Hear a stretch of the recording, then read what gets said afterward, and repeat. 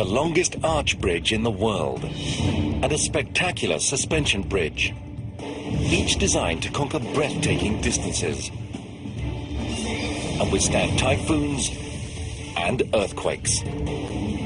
They're part of the greatest bridge building boom ever in the planet's fastest growing nation, China.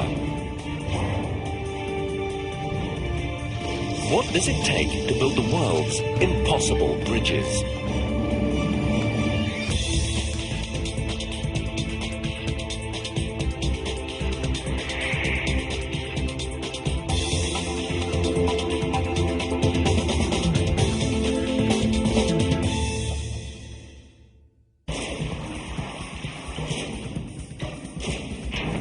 China is undergoing a transformation unlike any other country in history. In just a decade, it has created a web of roads and bridges second only to the United States. But unlike the US, China has two of the world's longest rivers, rivers that divide the country and disrupt travel by land.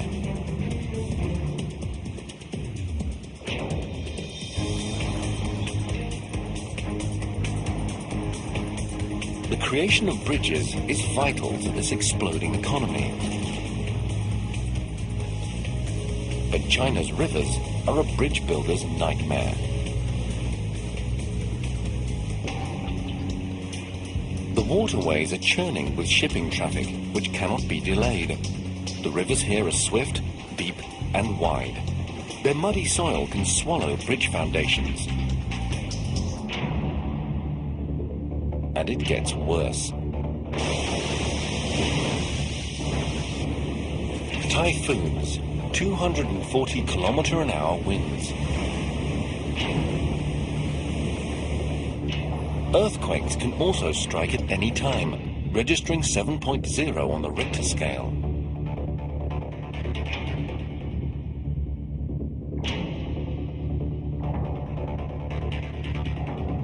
These challenges baffled China's engineers for centuries. But today, they are meeting them head-on, erecting some of the world's most spectacular spans. One of the most daring is Shanghai's Lupu Bridge, the longest arch bridge in the world.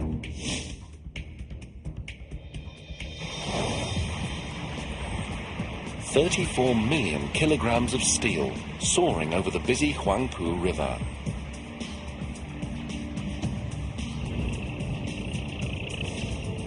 The Lupu's arch rises more than 90 meters.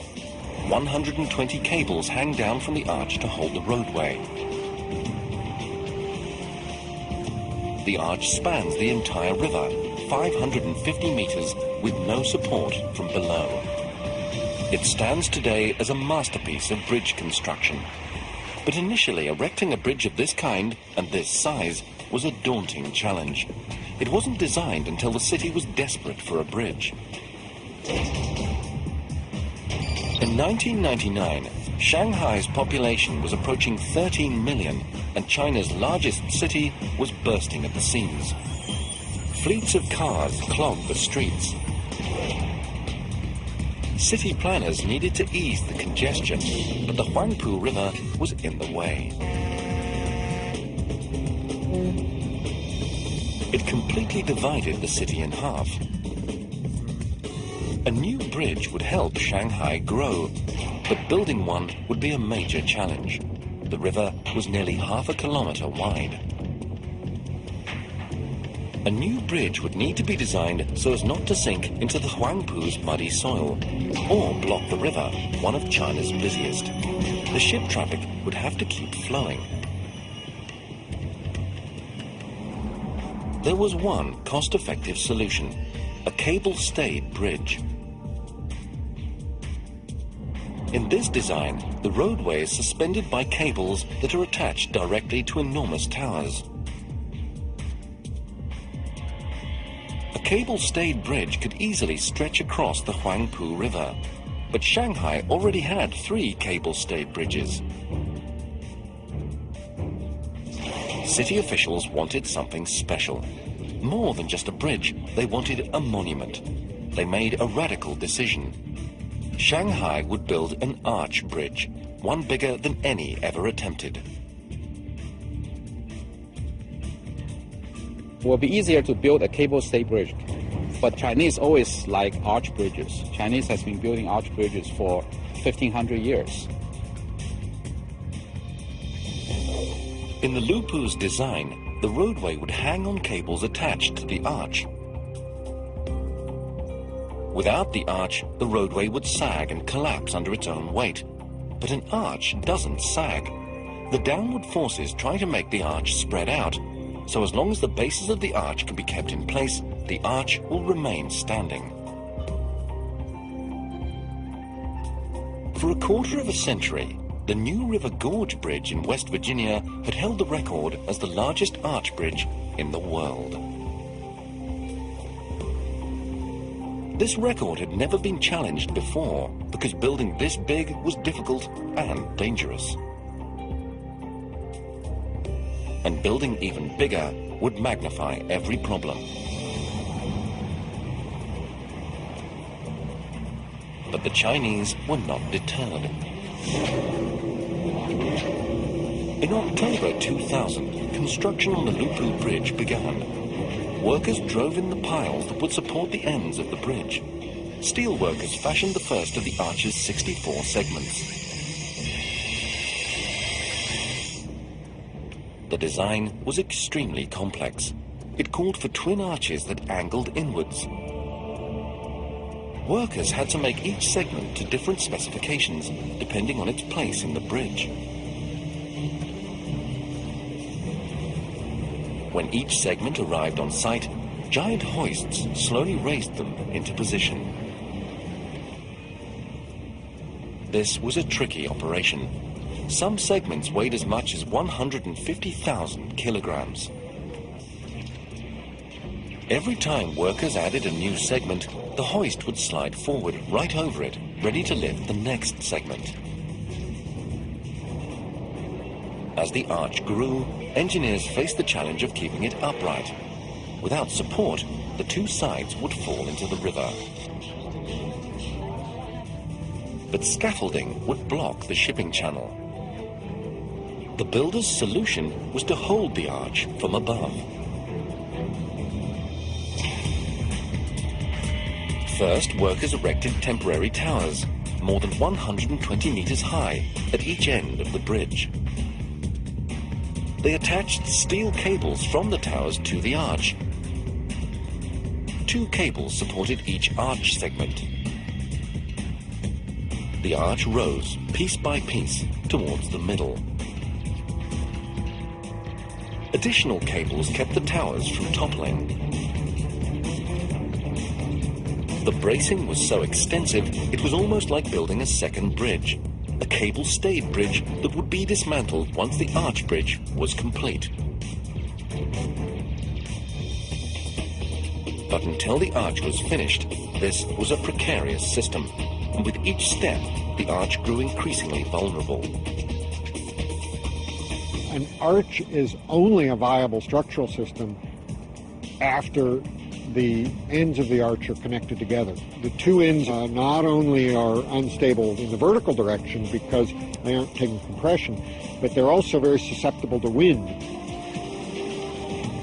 The builders had to try to close their arch as soon as possible.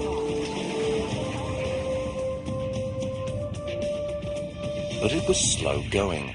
The design called for the bridge segments to be welded together from the inside.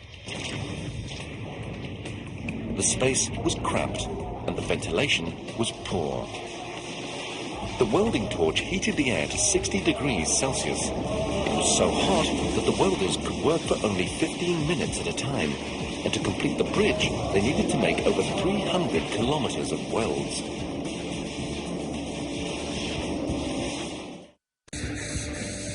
Outside, surveyors made sure that the arch stayed on track.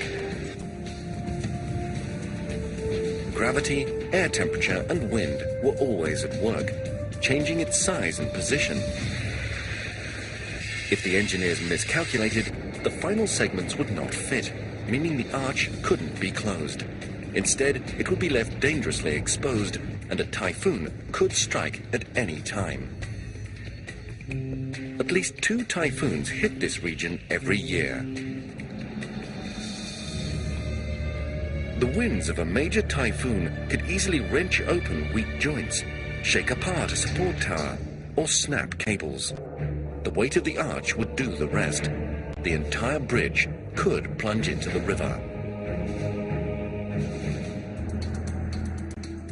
Before building began, the Lupu's designers tested a model of their bridge against the forces of a 7.0 earthquake and 270 km/h typhoon winds. The tests predicted that the arch could survive nature's worst, even when incomplete. But the builders wouldn't sleep soundly until they had closed the arch. The budget, the schedule, and the safety of the entire project were riding on the outcome. And the bigger the arch, the more that can go wrong.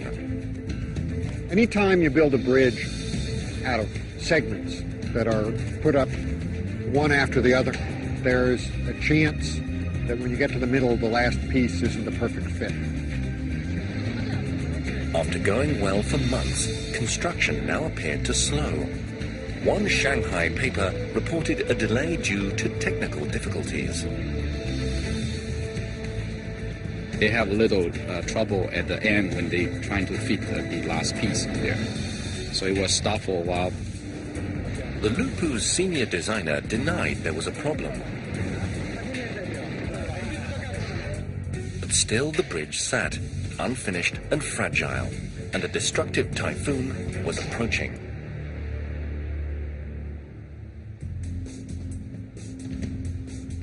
By July 2002, almost 2 years into construction, China's Lupu Bridge loomed over Shanghai's skyline, but it was still incomplete. The bridge was now at its most vulnerable and at the worst possible moment.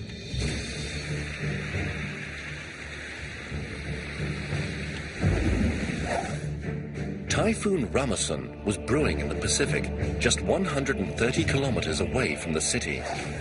For 24 hours, the storm pelted China's coast. The high winds knocked down trees, demolished homes, and pummeled the unfinished Lupu Bridge.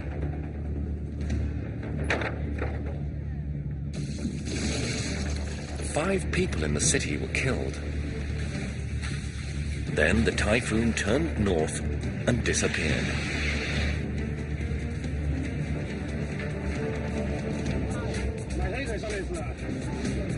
This time, the Lupu supports held. The bridge was unscathed. But the builders knew they might not be so lucky next time. They needed to close their arch before another typhoon hit. Engineers finally had the arch's last section ready for installation. The final piece began the journey to the top. The builders couldn't be certain it would fit perfectly, even after they had slid it into place.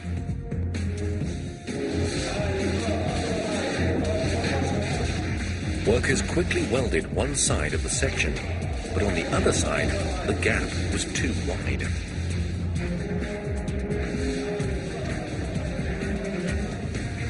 They needed to wait until the outside temperature rose. This would cause the steel arch to expand and the gap to close.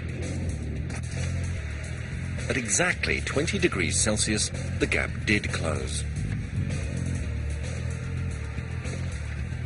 This last joint was sealed with permanent bolts. Finally, it was time to celebrate. But the giant arch was not yet out of danger. Engineers still needed to prevent it from pushing outward into the riverbank's soft soil and collapsing.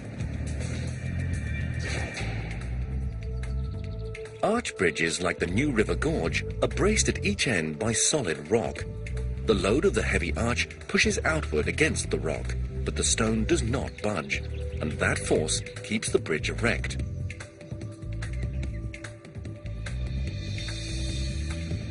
But the soil of the Huangpu River was too soft to resist the Lupu's weight. The ends would slide apart and the arch would collapse, unless the engineers lashed the ends together. This is known as a tide arch. The builders stretched 16 cables between the arch bases. 8 cables would remain visible after the bridge was finished. The other 8 would be hidden inside the road spans. Together they would act like the string on an archer's bow. Without their constant force, the arch would flatten.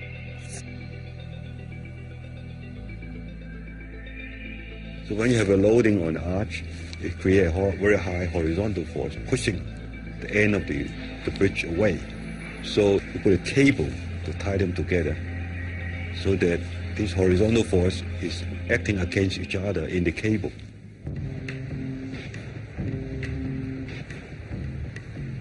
Maintenance crews will need to keep a close eye on the cables for as long as the bridge is standing. They will regularly test the tension to make sure it stays at about 22,000 tons.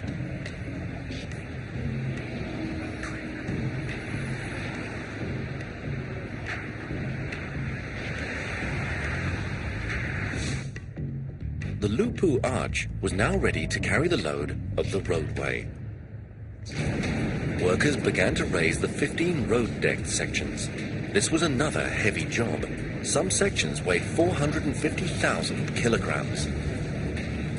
For this step, the Huangpu River was not an obstacle, it was an asset. It allowed the enormous road spans to be floated to the construction site on boats. This was far easier than bringing them overland. On the 28th of June 2003, the Lupu Bridge opened, 2.5 years after construction started. The contractors had met their deadlines, despite the delays. Shanghai now had a showpiece, as well as a vital new traffic route. And China had its first record-setting span, the longest arch bridge ever built.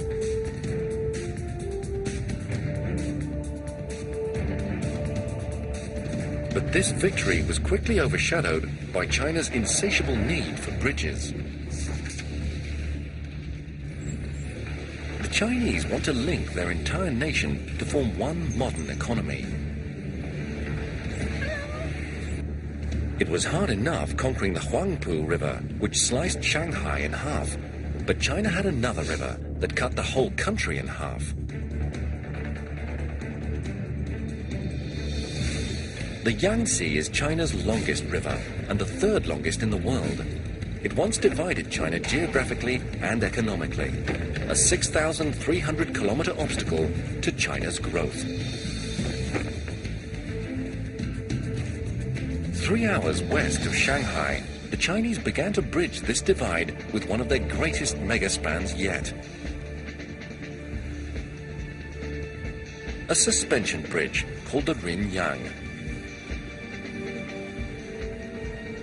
The Rin-Yang needed to leap 3 times further than Shanghai's Lupu Bridge, more than a kilometer in a single bound.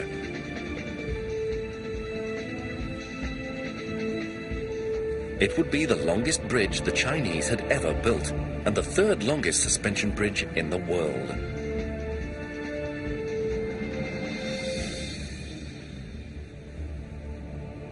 Its enormous twin towers would climb over 200 meters into the air.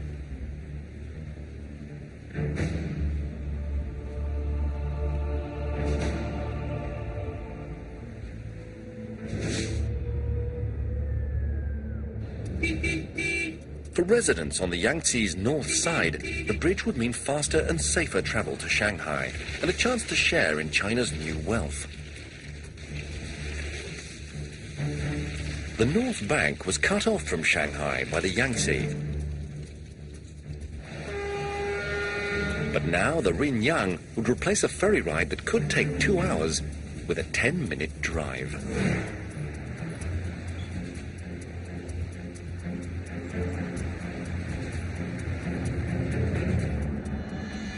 In 1998, designers began to address the idea of bridging the Yangtze between the ancient cities of Yungzhou and Jinjiang. But immediately they encountered a problem. Building a bridge directly between the two cities was impossible because the cities themselves extended right to the riverbanks. There was no extra room in which to add a bridge.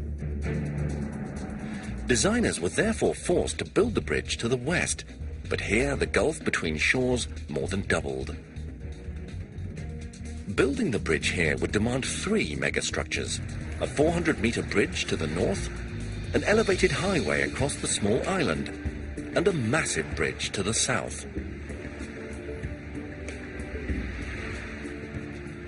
The Yangtze was a difficult place to build one bridge, let alone 2. The current was swift and the soil was unstable, and every summer the Yangtze flooded, often with disastrous results.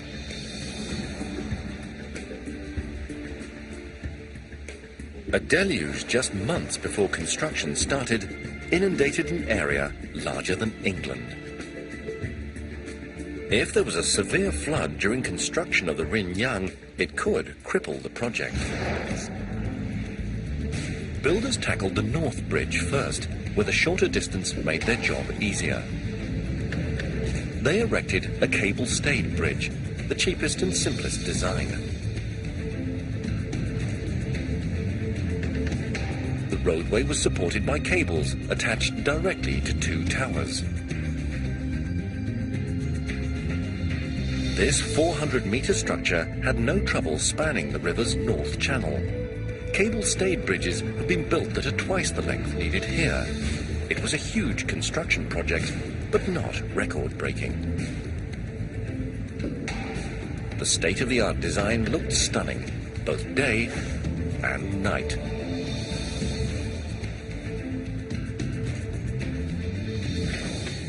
But the builders of the South Bridge faced far greater challenges.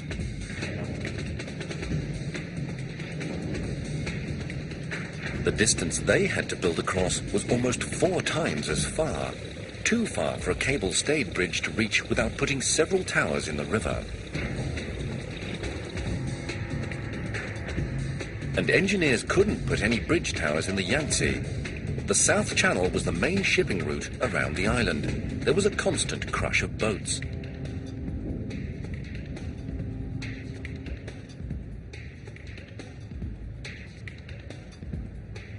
If just one vessel strayed off course and rammed a bridge pier, the damage would potentially be catastrophic. Engineers learned this the hard way when a ship collision destroyed a bridge and lives in the United States. The Chinese engineers faced a long list of challenges in their attempt to bridge the Yangtze River. The water was over 1 kilometer wide, and typhoons and earthquakes could strike at any time. But by far the biggest threat to the bridge was a wayward ship.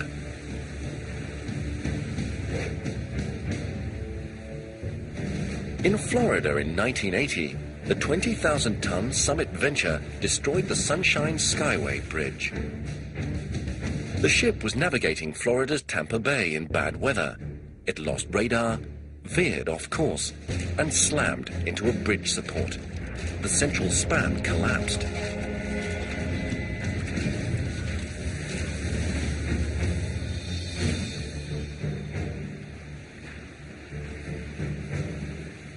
The crash killed 35 people, including 26 traveling on a bus that careened off the bridge. The Rinyang's builders did not intend to risk such a tragedy. They would base as much of their bridge on land as they could, and only one design could leap the huge distance and keep the towers near shore: a suspension bridge.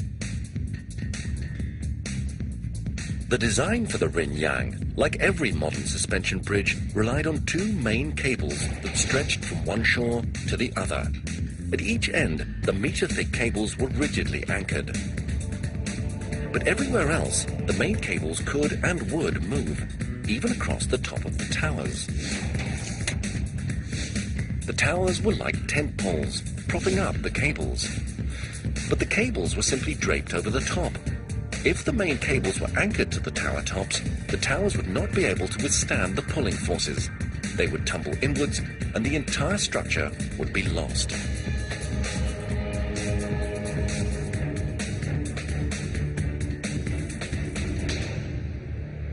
Hanging down from the main cables were 360 suspender cables. These would hold the road spans.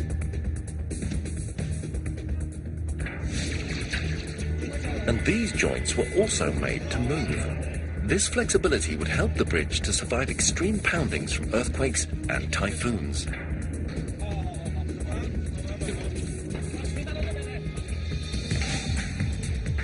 If the Rinyang could be built as designed, it would be the third longest suspension bridge in the world. It would have towers that soared 70 stories and a span that would stretch almost 1.5 kilometers. Only one tower would sit in the Yangtze River.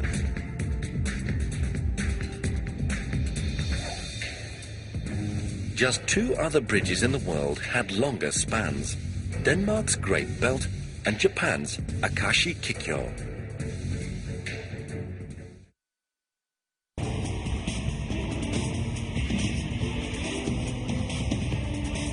Construction of the Rinyang Bridge began in February 2001. The project was so important to China that President Jiang Zemin himself attended the groundbreaking.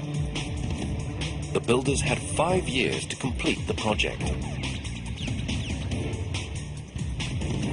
The first step was the bridge towers. Because the towers needed to withstand tremendous downward forces from the cables, engineers wanted to plant them on bedrock.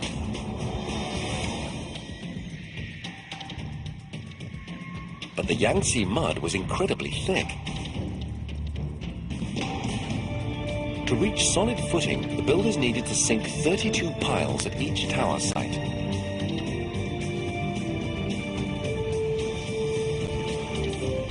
These piles would act like giant stilts, standing on the bedrock below and supporting the 200-meter towers above.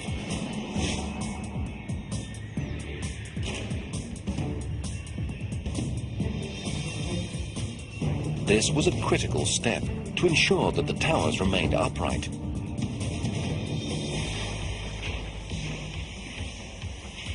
If they started to tilt, there could be no stopping them.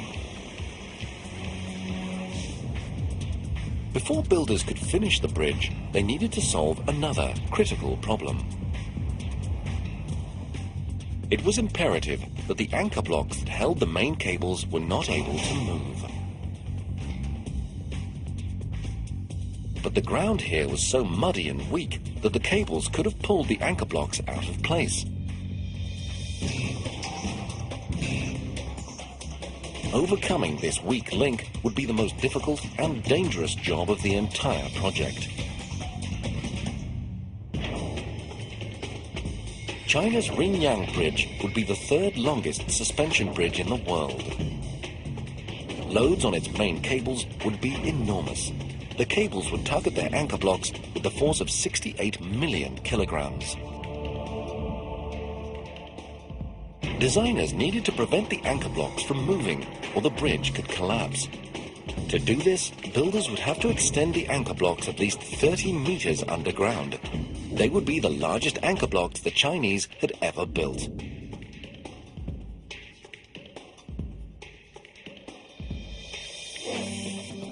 But when engineers probed the riverbank, they discovered that the soil was worse than muddy.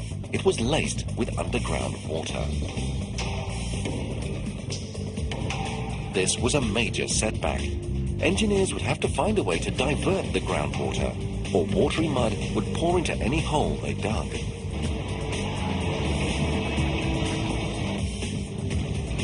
And it could enter so fast that it would trap the men working inside.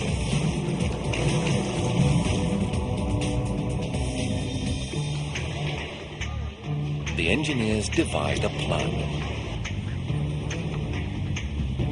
They decided to keep the water at bay by erecting a gigantic underground dam. All around the 3,400 square metre site, workers dug a series of trenches.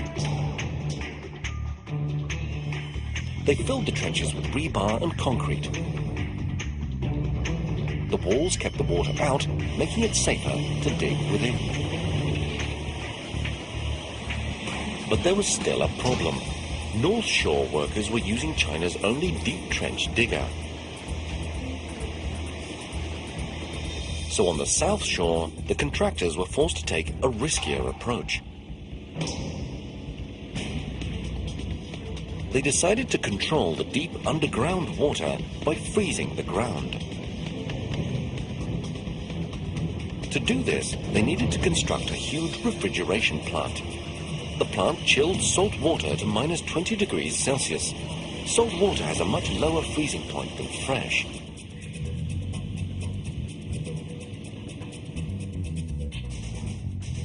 Pipes circulated the water more than 30 meters down, all around the site. This system worked like the coils in a giant freezer. The ultra-cold water froze the soil into a meter-thick wall, and these walls of icy dirt kept the water out.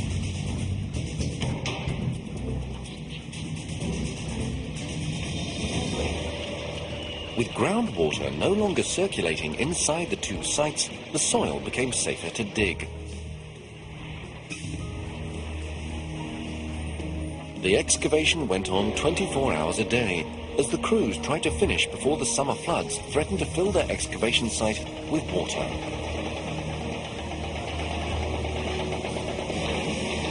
These enormous pits would descend at least 30 meters, but every 4 meters, workers needed to stop to pour concrete braces.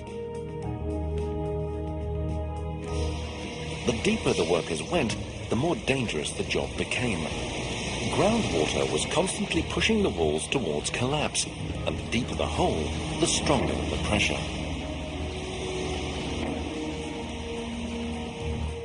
The deeper you dig, the more freezing you have to do. And when it gets very deep, then actually water can come from the bottom, and it can come very, very quick. 6 months after digging began, the two anchorages plunged at least 9 stories. They looked like parking decks and were each large enough to park 7,000 cars. Hundreds of men now worked at the two vulnerable sites, and the danger was about to escalate. Monsoon season and its flooding were just weeks away.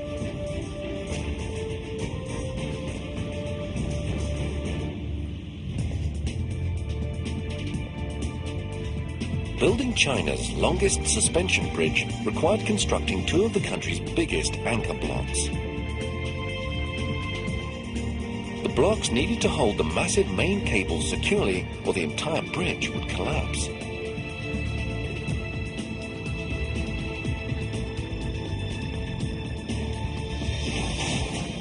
So far, workers had excavated 280,000 cubic meters of dirt. But engineers now decided it was too risky to continue. They ordered the crews to the next stage of construction. Workers filled both anchorages with ballast, 310,000 cubic meters of concrete and sand. The Rinyang's engineers had won their first race against the tumultuous Yangtze and escaped disaster.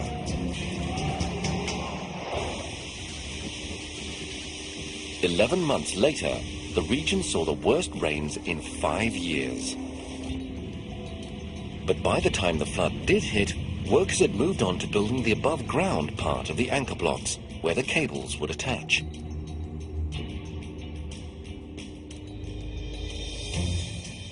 But you can't just hook the end of a main cable into the concrete. It would pull right out.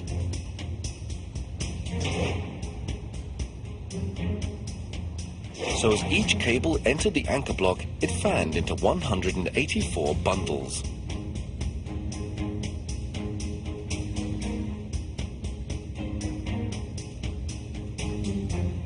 The cable spread from 1 meter to 9 meters wide. This distributed the pulling force across 83 square meters. Each cable bundle was separately anchored in concrete.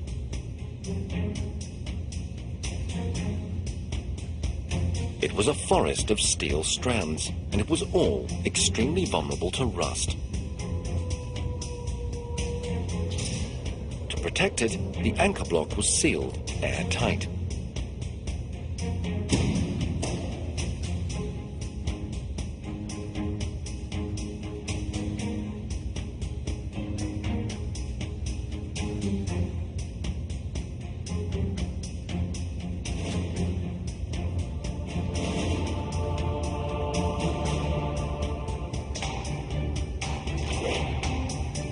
The atmosphere was constantly dehumidified, so rust couldn't form.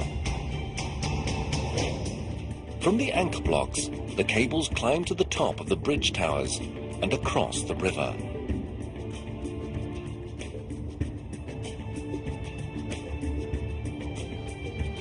Each cable weighs over 20 million kilograms, too heavy to put in place straight away.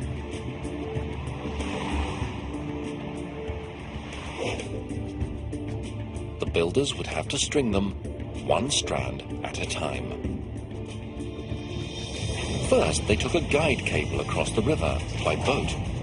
To do this, they needed to block all ship traffic.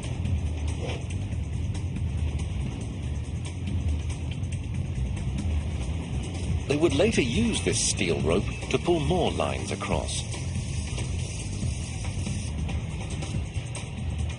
It took 12 hours to get the rope up and over the towers, but once the task was done, they could open the river. Workers slowly built on the guide rope. They created a catwalk high above the water. They used this platform to string the cables, one bundle at a time.